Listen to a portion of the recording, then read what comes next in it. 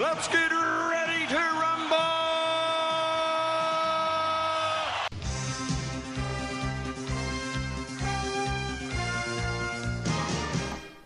Hello and welcome to Netflix vs. Cinema, the podcast that has been feeling a little bit of the love from the internet masses on YouTube this week. My name is Tosin and I am the host. I am based up in the Midlands in the UK, and joining me as always is, like, shall we say, provocateur par excellence, Sharon Holland. Hello. And Shaun Harris. Hello. Yeah, the man who has been trying to chase somebody who has been walking around starring in films using his name. But, all right, cool. So I said that because obviously if you listen to us, I think it was 2 weeks ago, we reviewed the film Persuasion. And what we do is that we take our individual reviews and we chop them up and we put them up on YouTube and put them up on Facebook, so people can actually, if they don't want to listen to us prattle on for an hour, they can just listen to the 5 minutes of us talking about a film, or if it's in the case of a film like Persuasion, the 21 minutes of us talking about or it was 21 minutes of Holly and I staying out of the way and letting Sharon just go. Letting Sharon go. And I didn't even say half of what I could have said. Yes, yeah. We were there. We know. But so obviously, whenever anybody gets in touch with us, we like to actually sort of say thank you for getting in touch with us. You've actually given us some love, so we're going to give you some back, and we're just going to sort of read out what it is you say. So you guys get ready and get comfortable, because there is a whole bunch of correspondence that we have received based off of Sharon's review of Persuasion. Now, Sharon, I think I'm going to have to dub you the queen of YouTube, because I was looking at our YouTube channel since we started it, and looking at obviously we have a small YouTube channel. It's not that much loved. It's not that much. It's not like I think we've peaked as 20 subscribers, and one of them left. That's the kind of thing we're talking about. We peaked, and then one of them left. So I think we were at 19. I think we might be back up to 20, but I don't know. That's not why we do this. We do this because so we can prattle on about films. But if I look at the top 5, well, let me see the top. I think the top 6 things that have been watched on our YouTube channel are all Sharon reviews. Ooh. So we have the Bonfire of Destiny. The Bonfire of Destiny with over 1,000 reviews. People love your thing on that. The Most Reluctant Convert, which is the C.S. Lewis story. Persuasion is in at number 3 and is gunning. It's gunning to try and get up there. Riders of Justice and The Color Room. Those are top. Wow. Yeah, those are top 5. And Sharon, these are all people who want to hear what it is you have to say. Either that or you have just cracked the algorithm and you figured this whole thing out. But on Persuasion, we have had quite a few people get in touch with us. I have gotten in touch. I have replied to them and told them that we would read out their comments today. And we'll kick off with A. Hansen, who just simply says, "Great rant. Could not agree more." Yes, that's all he says. Great. I say he. I don't know whether the person is a man or woman. That's all they say. All they say is "great rant, could not agree more." So apparently, this film has been getting people's blood quite het up and all that kind of stuff on either side. Then we have somebody who someone also comes on is Mary Smith. I think Mary Smith was the next person to come on, and Mary Smith said, "One service performed by this adaptation of Persuasion is that it authoritatively sets the bar for how far an Austen adaptation can go in missing the mark. It manages to take plot points and turn them completely around and loses a major plot point. Ironically, for reasons the pompous Sir Walter Elliot himself would agree with. Who wants to spend time with an alien old spinster?" I'm going to assume that is a reference to the book that I do not get. The book, yes. There's a character they've completely omitted, which is quite key to our understanding of another character. Yep. She reveals all about another character. So without that, it jumps. It misses that step, and so more on that later. More on that later when we get to a character. When we get to a correspondent called Sea of Ghosts.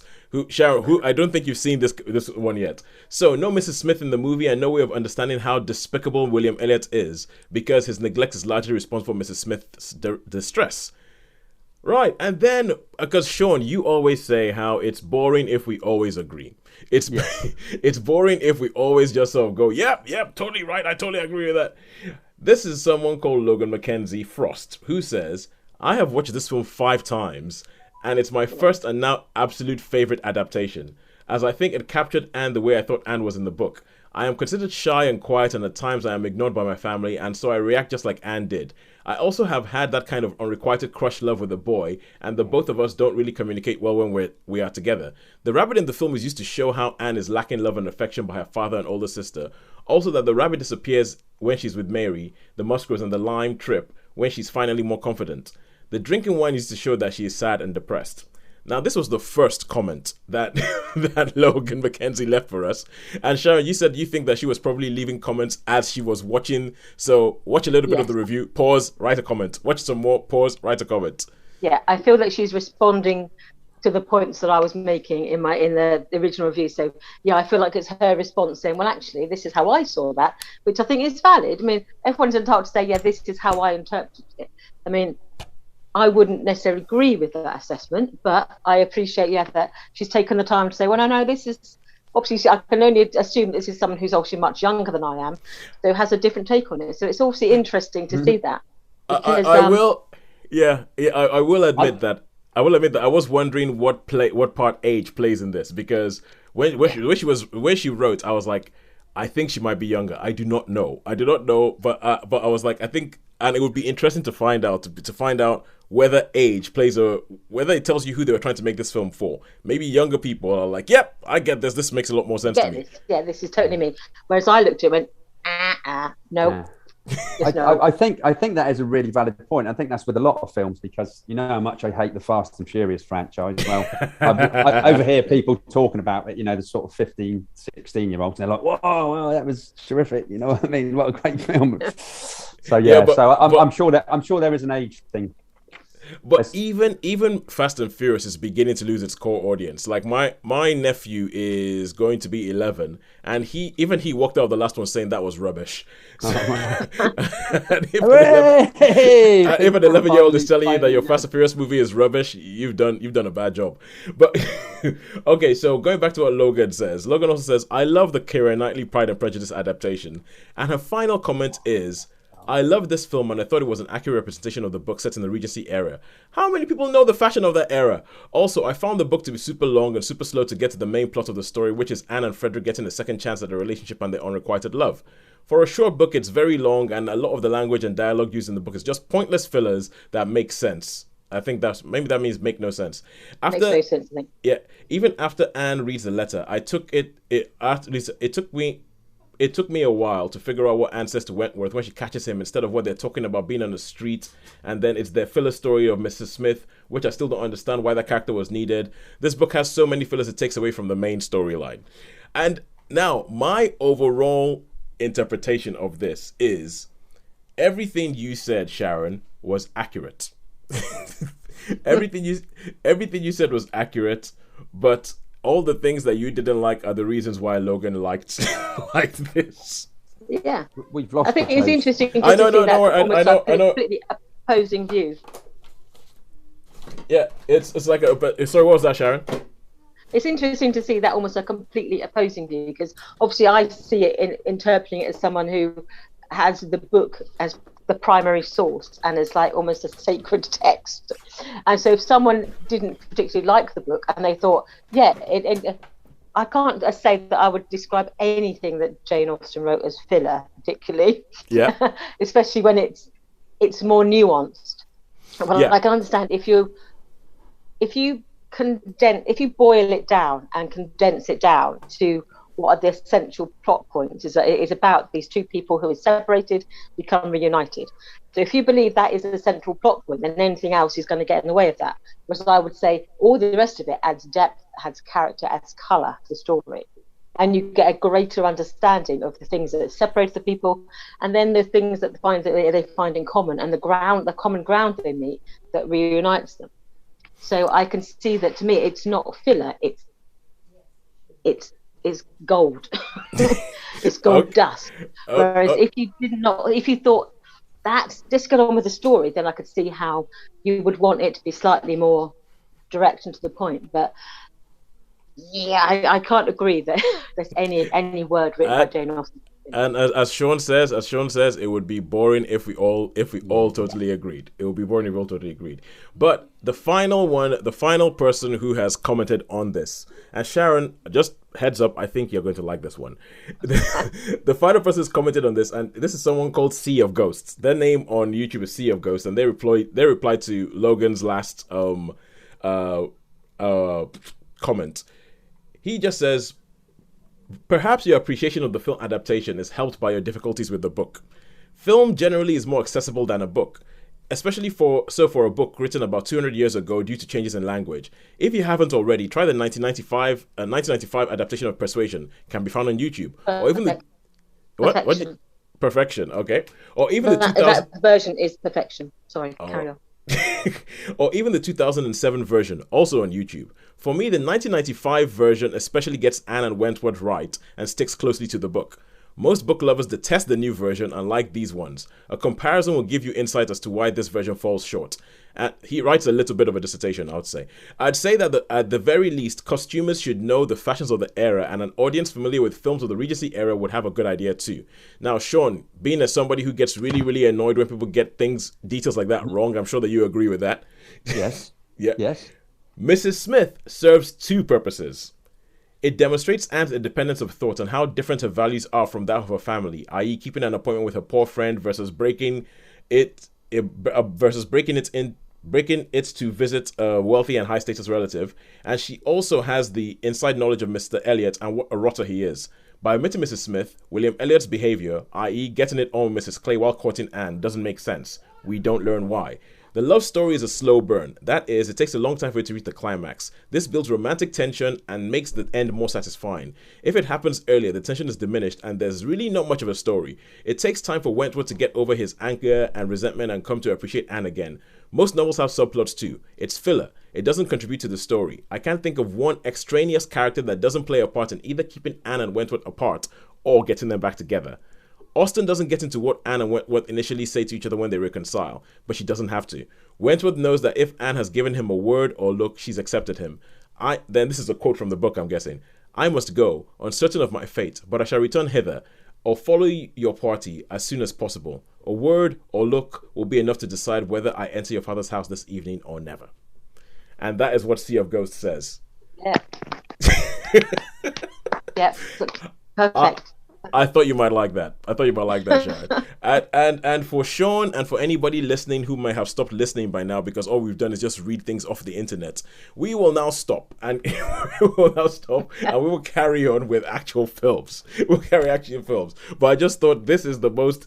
I just thought it was really, really funny that the most interaction we've received from any listeners is on this thing of Persuasion that the internet seems to be going mad about, with most people going, "Oh my God, burn it!" But I just thought that was funny. But now let's get on to films that we have seen this week. So what we usually do is that we go to the cinema, we see a couple of things when they actually release films in the cinema for us to see, and we stay at home, we watch a couple of things, we rate them all out of 5, and then we tell you where money has been better spent this week.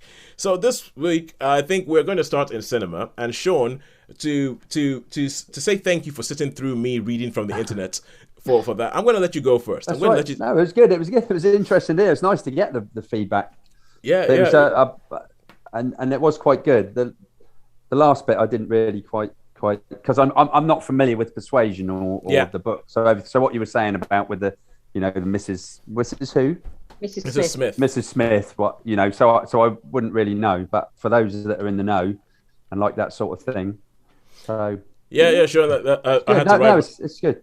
I have to write back to all these people and say, "Hi, this is Tosin speaking. Never read the book or watched the film, so I can't speak." But I think Sharon would like this. Yeah, Sharon, that's brilliant.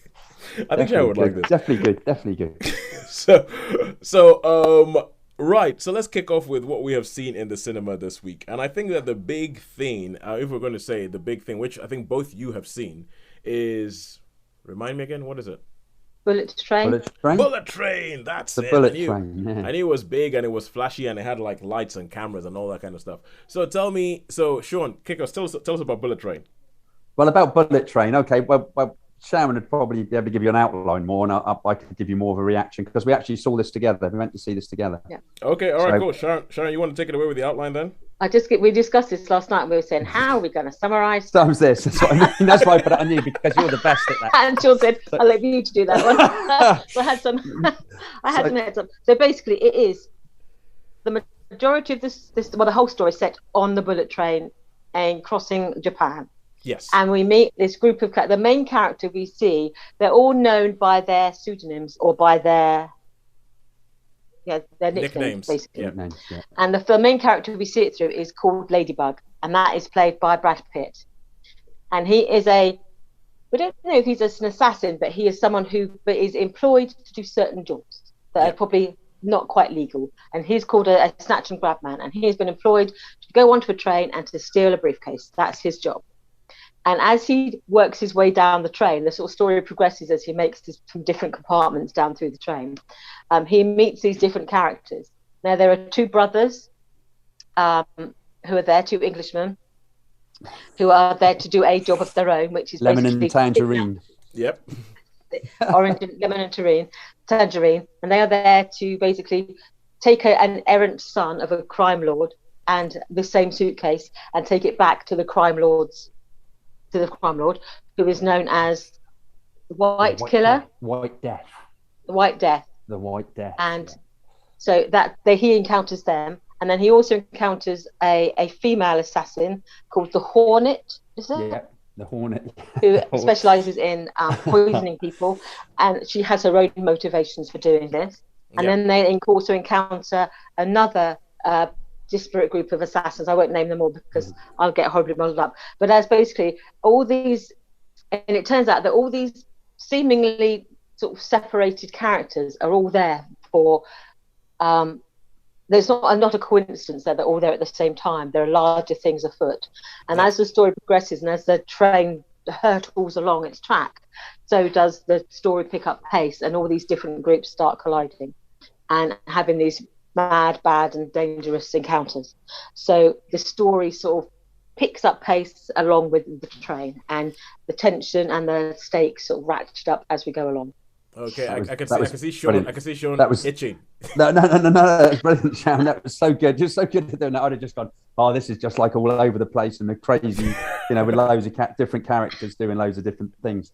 So, but yeah, it was, wasn't it, Sharon? It was a little bit crazy. It was a little bit all over the place. But yeah, I mean, there was some great characters, and who's the actor that I asked you about? Because Aaron Taylor Johnson.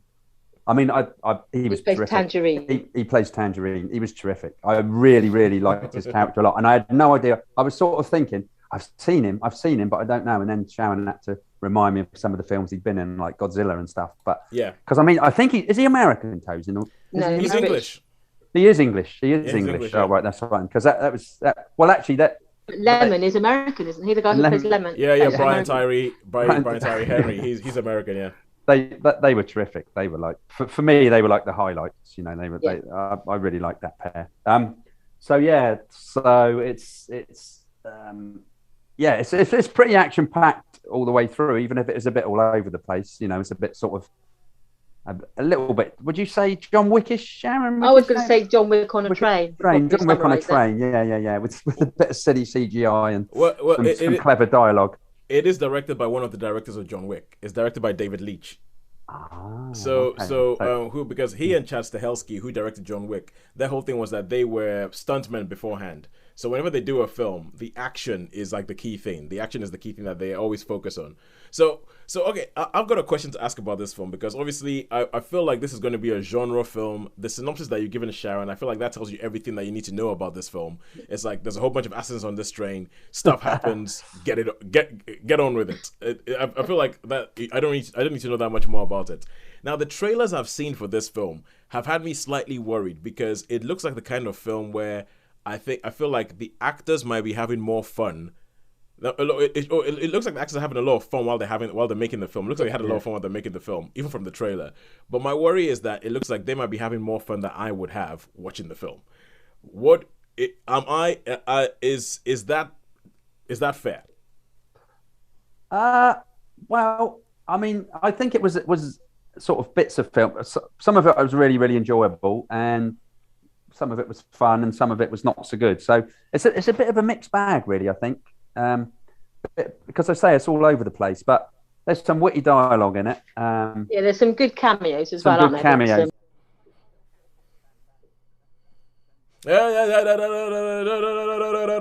tell me the cameos. Don't tell me the cameos. That's the only cameo I'm going to mention. Don't tell me the cameos. I might actually still see this film. All right, okay. Oh, you're going to go watch this one then, yeah? So, well, even though it's like the trailers. It's like the only thing in the cinemas, guys. And I haven't been in the cinema in like a month. I literally haven't been in the cinema in about a month. I don't think I haven't taken this long a break from cinema since COVID.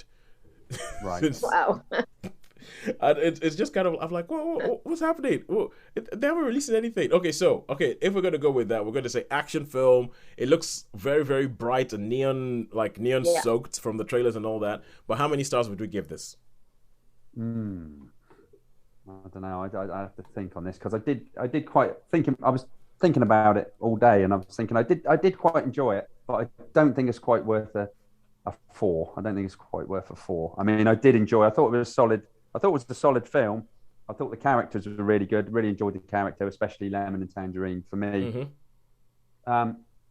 It probably might be worth another watch. So, and then maybe just to rewatch it. So get your head a little bit more. So let me put it this way: it's not bad enough for you to say I'm not watching this again. This is good enough for you to say I'm going to watch that. I would watch that film again. I would watch this film again. But as it stands at the present time, I'll go with a 3 for me. Well, I'll take that as a recommendation, Sharon. And I would agree. Again, with most action films, once you've seen them, you think I've seen it. But even though you know what happens, I would watch it again. Yeah. And I would rarely bring myself to watch an action film more than once. But no, I enjoyed it. I thought it was funny. I liked the cameos. I thought some of there were some moving scenes. It won't become a surprise to you that there are moments of sort of death, mayhem, and destruction on this film. And some of them I was genuinely thought, actually, I genuinely feel like I've connected to that character a little bit. The fact that it's like fast, furious, and a bit nuts. So I would give it a 3 with a kick. Caveat, so I think it's a 3+, but not quite a 4. Yeah.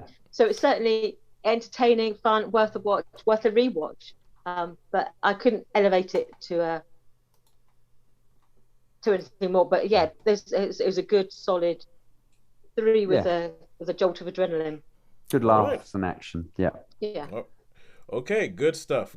All right, we have 5 minutes before Zoom kicks us off. Sean, do you reckon that you could review, let us see. Joyride.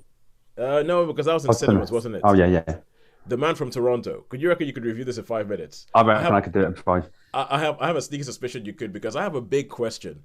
Why on earth did you watch this film? This film has one of your kryptonite actors in it. I know. Why did you watch this film? Okay, because it was on. Because I thought, well, I got to watch something because I haven't watched anything on stream, and it just happened to be on Sky. I thought, I'll watch this. Netflix, and I thought, I'll give this a go. Okay, so basically, it's Woody Harrelson's like the Man from Toronto. He's good at extracting information from people. So he's like an information man, like a bit. Anyway, but Kevin Hart, he's taken his fiance away he's taken her to a spa, and he can't quite read the proper address on the place in, I think it's Virginia. So he goes to this outhouse thing, and of course the people that are there, they think he's the Man from Toronto. So he's like, we want to see you work and all that. And you can imagine what Kevin Hart's like. He uses thing, goes, what? He doesn't really know what's going on, but these are really these characters look pretty damn nasty. They're not nice characters. So he sort of uses a different way, like, you are going to tell them what they want, like that. And the bloke manages to do it, but in a way like Kevin Hart can do. And I have a feeling that this is a film that heavily relies on shtick. Like, yes, definitely. You know really what Kevin Hart does. Kevin Hart's going to do his Kevin Hart thing. Woody Harrelson's going to do his Woody Harrelson thing. There, you have a film. Yeah, there you go. Yeah, that's it. Like you say, I mean, anyway. So he's obviously mistaken for the Man from Toronto, and then the FBI. That's the start of the film. They sort of take it, and they say we've got to carry on being the Man from Toronto, and then the Man from Toronto turns up. Yeah, so mistaken identity kind of thing. Yeah. So anyway, but in the end, they sort of hook up with each other, and they become good buddies. So so of course they hire the man from Oregon, and the man from Wichita, and the man from Tennessee, and the man from wherever, the man from Iceland. And it sounds like they're destroying all of their sequels. They're wasting all their sequel titles. So and basically, so everybody, it's a bit like I guess it's a bit like, say we go back to John Wick, or that formula where there's like everybody's trying to get them, So you've got like and there's obviously a few subplots with his fiance, because the FBI obviously say, well, we've got someone that can look after your fiance and to take her on this shopping spree, and we'll be doing this and doing that. So, and she's like, yeah. So it's basically, it's stupid fun. It's a stupid fun movie. As I say, I still don't like Woody. I'm sorry, Woody. I'm not really. I mean, I just think so highly of you. Yeah. I know. It's terrible. So Woody is he's, as I say, he's not the best thing. But I did find this, believe it or not, quite funny actually in parts. And yeah. Kevin Hart. I think. I mean, Kevin Hart plays Kevin Hart, doesn't he? Really? Yes. If we're honest about it. So. But some of it was quite funny, I have to say, which surprised me really. So it did keep my attention. I didn't huff and puff too much, even though perhaps some of the things were silly, like because when he's in peril, that his voice goes up again, doesn't it? An octave. And there's plenty of times when he's in peril, So you can imagine this is what's going to happen with this. So yes. I don't think you put Kevin Hart in a film to not have him in peril. No. Yeah. So he's quite. I mean, it kept my attention. I quite enjoyed it. Again, I didn't like Woody, bless him, poor dude. So I would suppose I was thinking about this. So it's probably going to get a 3. It's probably going to get a 3 for just for the keeping my attention and enjoying it, and for the few moments that I did actually sort of chuckle. So, but I don't think. I mean, has Kevin Hart ever played a serious character or not? Yes.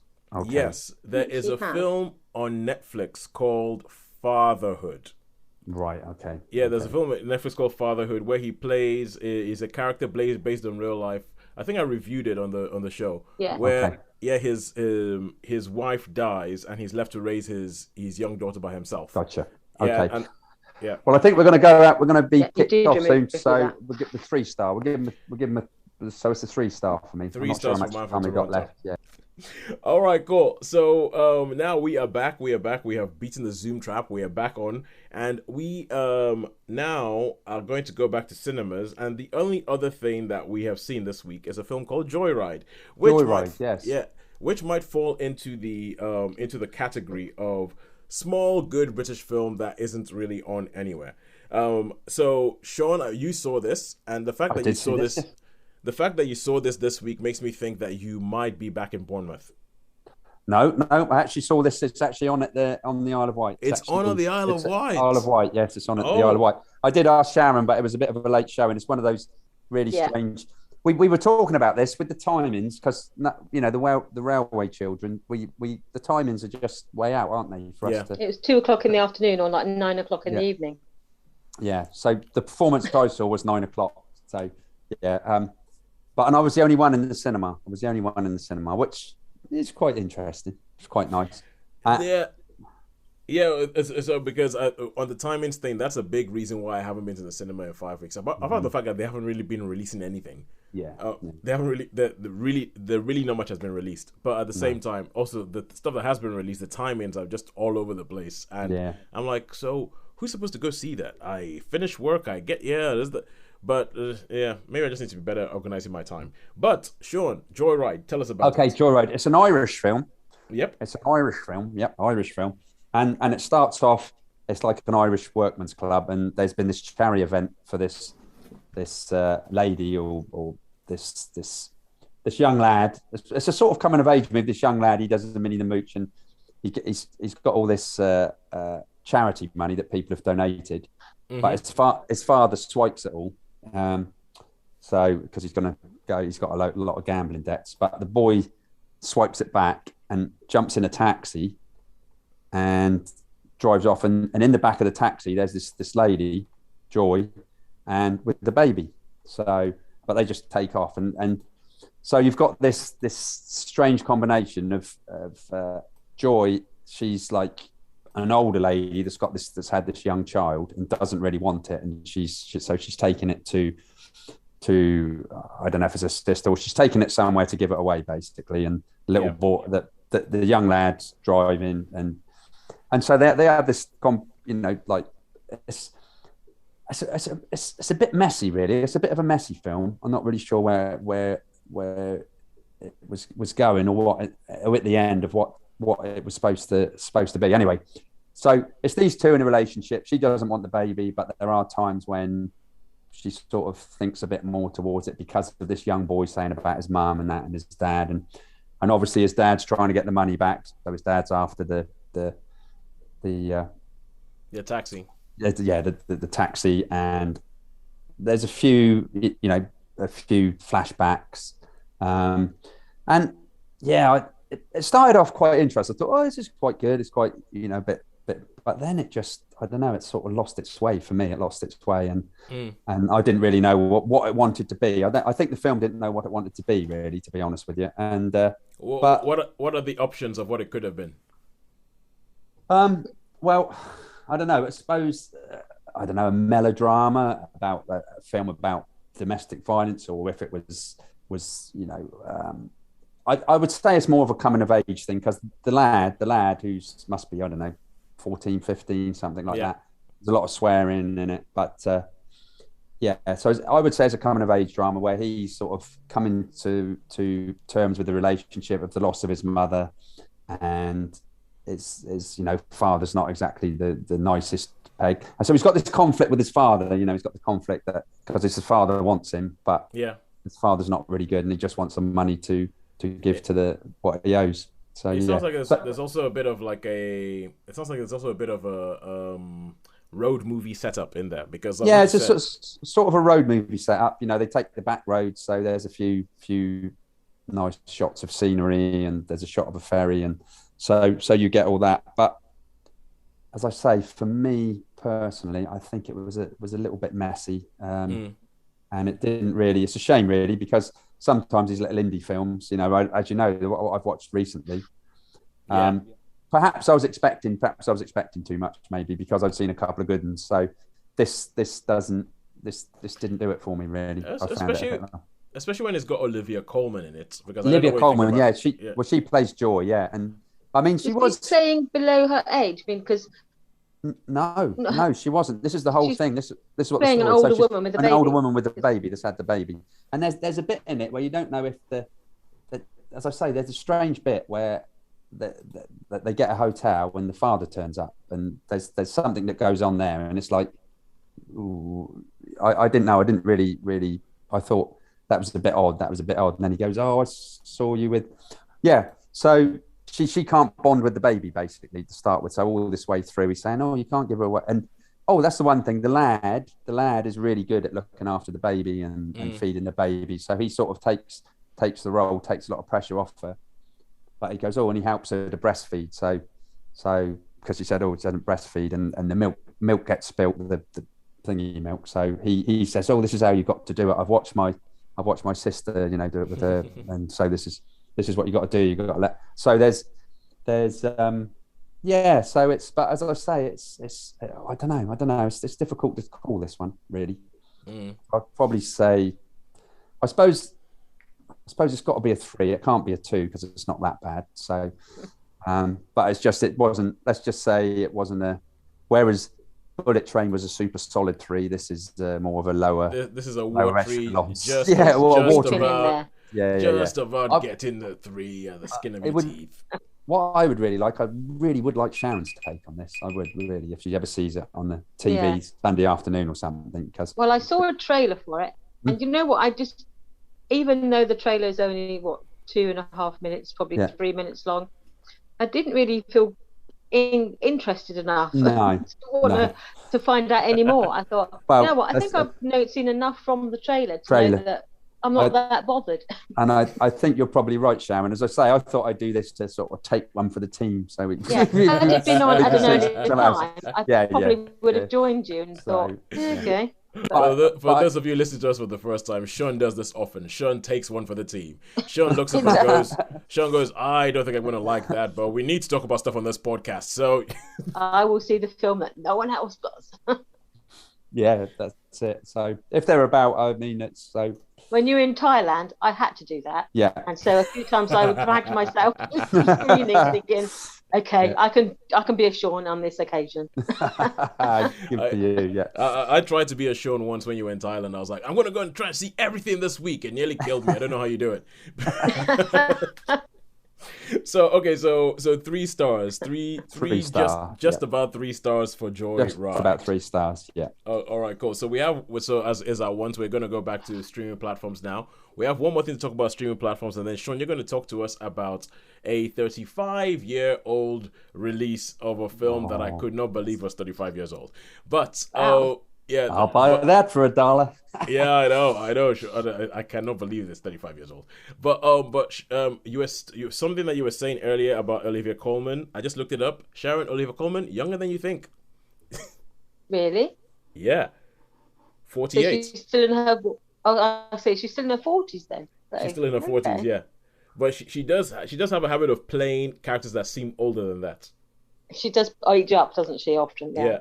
Especially with the Queen and stuff like that. But all right, cool. So now we get on to, and this is my continuing quest to watch everything on Apple TV Plus that I care about before they take it away from me, before my 5 free months are up. So this is Mythic Quest, and it is it's a comedy series that I'd heard quite a bit about that stars Rob McKennell. I can never pronounce his last name. It's an Irish last name. He's American, but it's Rob McElhenney, I think. He's the guy who. Yeah, he's the guy who has recently bought Wrexham Football Club with Ryan Reynolds. Yes. Yes. So it's starring him and the 2 leads are him and an actress who I hadn't heard much about called Charlotte McDowell. She's Australian. And it has all this. It has like Danny Pudi from Community. F. Murray Abraham shows up in it. Now, Shaun, I think you would love the F. Murray Abraham character in this show. Yeah, is a guy called C.W. Longbottom, and the whole idea behind this show, it's essentially a workplace comedy. And I remember there was another one I was reviewing a while back, and I was saying that with a workplace comedy, what needs to work well is that you need to have characters that bounce off each other and characters that just work really well together. And I feel like there's almost like a bit of alchemy in getting that set up right. And I think with this, they've gotten a group of characters that you put them together and they work really, really well. So these guys work in a video game. They're video game developers, and they've developed this one game called, I'm blanking on what it's called. Oh no, the game's called Mythic Quest. Duh.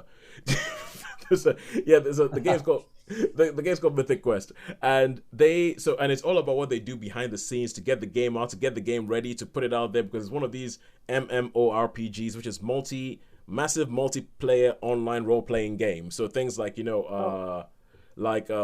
World of Warcraft. It's essentially, think World of Warcraft and you're not far away from what this game is. So people make avatars, they go into the game, and it's all about the different ways that they try and do different things. The guy who sets up the company, he's called Iron, not Ian, but Iron. He's like this big visionary guy who's always so standing there going, let's figure this out. And then Poppy, who is the character played by Charlotte McDowell, she's the technical one who has to make all of his crazy ideas happen.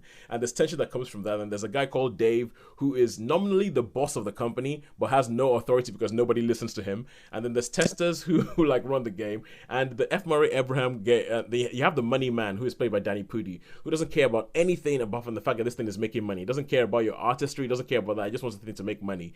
And F. Murray Abraham is a failed author who wrote one book that won an award. One I think they call it a Nebula Award in the 70s or in the 80s. But they bring him in as the head of story, who comes up with all these convoluted stories that they come up with. And he's always like drunk. They think he might live in the office, but they're not entirely sure whether he does actually have a house, whether he just lives there.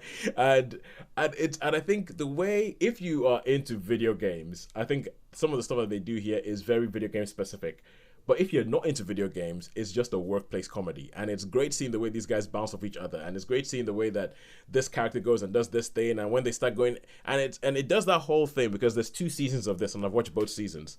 It does that whole thing where they go into the backstory of one of the characters. And even though it's a comedy, it actually manages to have quite a bit of pathos in it. So when they go into C.W. Longbottom's story, that is actually one of my favorite episodes. Like, they go into his backstory and they show him as a young man, and you see the novel that he was writing when he was a kid, and there's a bit where he meets Isaac Asimov, and, and it's I don't want to give any spoilers. I don't give any spoilers of what happens, but it's good, it's funny, it's moving. There's a bit where William Hurt shows up. William Hurt shows up as an old writer as well, and it's pretty good. But what I would say is it's good. As I always find it really, really difficult to rate and review sitcoms without trying to sort of like give you a worse version of a joke that they shared in the show. And so all I would say is great characters, great cast, great mix between them, and it just really, really works when they're all together and when they're also like throwing things around. And I think you'd like it. And Sean, watch it, if for nothing else, watch it for C.W. Longbottom. Okay. Watch it for C.W. Longbottom. So yeah, I would give Mythic Quest a 4. I would give it a 4 out of 5. I really enjoyed it. I thought it did that whole thing of being a comedy that has something to say, says it well, and also ends up having a little bit of pathos in it. I think I never watched the US Office, but I think a lot of comedies like this have taken the lead from the US Office and sort of in getting that sort of mix. So I'd imagine it's a little bit similar to that, but having never seen it, I couldn't really say. But 4 stars for Mythic Quest. I would highly, highly recommend it. All right, cool. So before we get onto this 35-year-old film, who do you think has won today, Netflix or cinema? I think Netflix. that's just pipped it. Yeah, I think streaming has won this week. Yes, Mythic Quest with its 4 has just about pipped it. So that this week cinema has given us a steady time, and not really blown our socks off, but it's been good. It's been solid. And Netflix has just managed to squeak this one out. So well done. Well done, Netflix. Hope you're happy. And now we will go on to this 35-year-old film. Sean, would you like to? You've hinted at it earlier, and those who know the quote would know what film you were talking about. But what film were you talking about? What 35-year-old film did you see in the cinemas this week? The original RoboCop. RoboCop. Having the 35. I would have loved Sharon to come and see this as well, but I didn't. Yeah, I remember watching it back in the day. Yeah. No, that's one of those films I never saw in the cinema. And it's. Do you know what? It hasn't dated. It hasn't dated really. I don't think it's dated at all. Apart from the 209 graphics, apart from the ED 209 effects. Oh right, okay, yeah, yeah, okay. But what I mean, the actual story, Ed 2. But yeah, I mean. Well, what can you say about this? This was an iconic film of its time when it came out 35 years ago, and it's still just as enjoyable. It's still just as enjoyable today. I mean, I had a great time, and it was packed. It was packed. There were so many people there. It was absolutely. I was surprised. I was amazed how many people were actually there. So it obviously has had a. Well, there's a whole generation who've not had the chance to see it at the cinema. Yeah, I guess that's it really. So yeah, no, you're exactly right. And this film, I'll buy that for $1. I always remember that. And the other, there's a game like Thermoglobal Nuclear War. It's like TV adverts because they have the breaking news. We have Detroit Police Department are going on strike and another thing. So you have these news flashes all through the film, and they come up with a little advert, and there's one. So those bits are really good. The actions, I don't know. I don't know what I can say about this film. I just really, really liked it. I just thought it was great. It was action packed. It was. There was nothing not to like about this film. Nothing not to like. Okay, I'll tell you, because when this film was first released, I was 9 years old, and when this film, by the time I saw it, I was probably 10, 11. I'd heard about this RoboCop thing because obviously we didn't really have cinemas in Nigeria, so it was coming into the video stores that we actually got to see this film. That we got to see RoboCop. And I remember when I first started getting into my film buffery, and they used to talk about RoboCop being the satirical thing, and I never got it. I was like, what are you talking about? No, it's an action movie. It's about a robot police officer. What are you talking about? But I would love to watch it now because, like, the whole thing about the thermonuclear adverts on TV and I'll buy that for $1. I'll buy that. Yeah. And all those things. I'm beginning to wonder, maybe that's a satire they were talking about. Maybe, and there's a whole bunch of things like, you're talking about the police going on strike, and you're talking about even now in the UK we have all the train workers going on strike, and you're thinking maybe this film was a lot more visionary than I ever gave it credit for. I've never thought of it that way. I've always looked at it as a good fun action film, but So the thing is with the actors in it. The guy who plays RoboCop, has he been in any other? Peter Weller, has he been in any other big films? Because I couldn't really. Not big. Not big as film. big. Yeah. I think RoboCop is probably the biggest film he's ever been in. He was in a film called. I think I may Naked Lunch. I might be mixing up films here. He was there was some film that was like some space age thing that bombed terribly. The Wild Adventures of Banjo-Kazooie, Banzai Buckaroo. Buckaroo Banzai. Yeah, that was it. Buckaroo Banzai. Yeah, that's it. I confused that with a video game. Yeah. And he was in one of the Star Trek movies, one of the recent Star Trek movies. He was like a big bad guy in that. But apart from that, Peter Weller's, I know him as RoboCop. He shows up every now and then in some TV episodes or something like that. He showed up. He played quite a big role in one season of 24.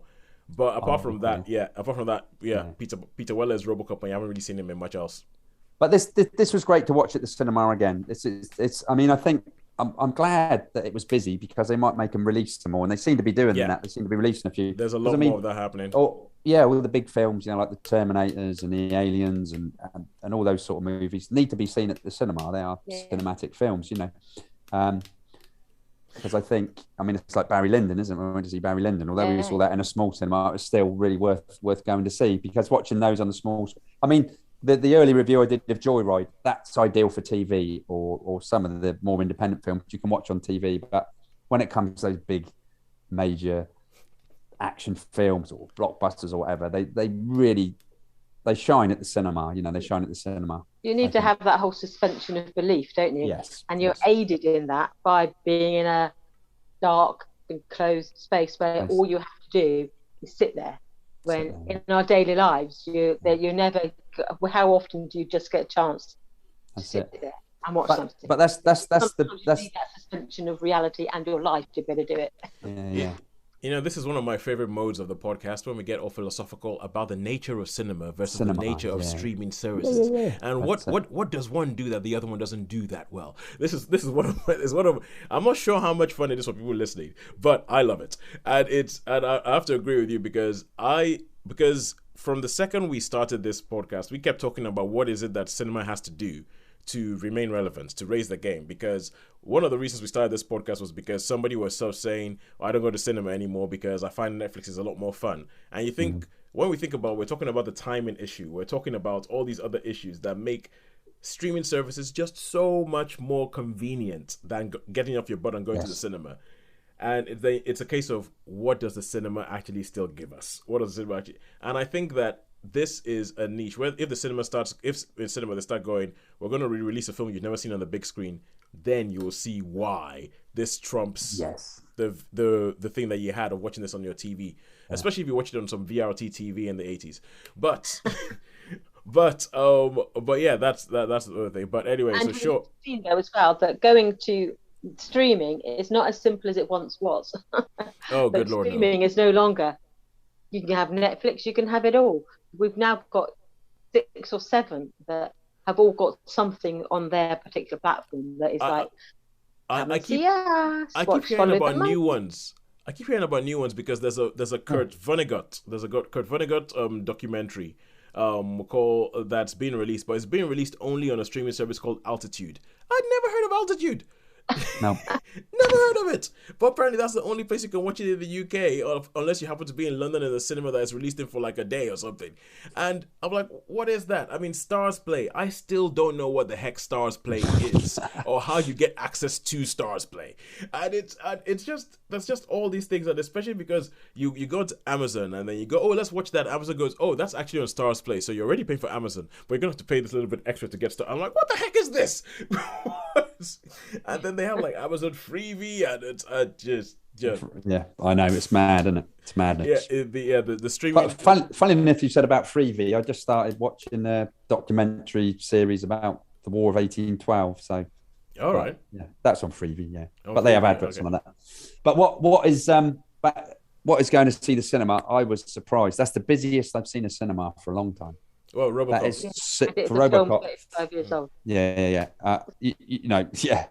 So cinema is the best. Really. That could be it. Cinema could become a nostalgic thing. Where it could be. They could. I hope it does. I tell you, I would love that if cinema started showing even the older films, like, you know, say The Adventures of Robin Hood or something like that. You know, 30s, 40s, 50s films. I would go. I'd love it, and I'm sure other people would as well. Just to see them. Or imagine watching, I don't know, Zulu again at the cinema. You know, or you know, Bridget Remagen or The Great Escape or any of those big old, you know, Lawrence of Arabia. Well, they did do Lawrence of Arabia. There was that film club in Ryde, wasn't there? That tried. Yeah, we went to that for a few times. Yeah, I reckon, Ryan. I reckon that that could be good, but it also does mean that then at cinemas, all you're going to get new-wise is going to be Marvel. Quite frankly, Marvel. That's true. Yeah, no, good point. It's going to be. That's a good point. Because I think it's becoming clearer and clearer that you go to cinema for spectacle. You go to cinema for spectacle, for something that's going to be like, oh, and I think Dune, with all the problems I have with Dune, that's one of the things that they got around. They went, okay, we're going to make this thing big, and we're going to make it picturesque, and we're going to make it look like a painting, so that there is a reason to go to the cinema to watch this film. Yes. We might excise half the story and do a whole bunch of things that don't make sense, but you're going to look at the screen and go, wow. And and I think that's what's going to happen. So as we've already said, the rom-com Netflix and Friends own the rom-com now. I just saw another one with a terrible pun in the title. It's, oh, good Lord, Loving something. I can't even remember.